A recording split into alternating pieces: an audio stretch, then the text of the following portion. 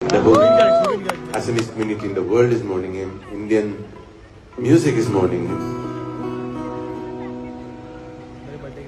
Indian music is mourning him. So I feel like, we cannot, and this is my first show after he left. So I wanted to, celebrate him. Artists don't really die. They live on through their art. They become immortal. And Zubin Garg is immortal for sure, with his voice and his music. So a song for my brother, one of his film songs, मेरी औकात ले उस जैसे गाता है वैसे गाया ये गाना मेरे जोन का भी शायद नहीं है, लेकिन हमने अपना जोन का बनाया इसको, उसको याद करने के लिए, उनकी म्यूजिक याद करने के लिए, तो आपको भी पसंद आएगा, I'm sure.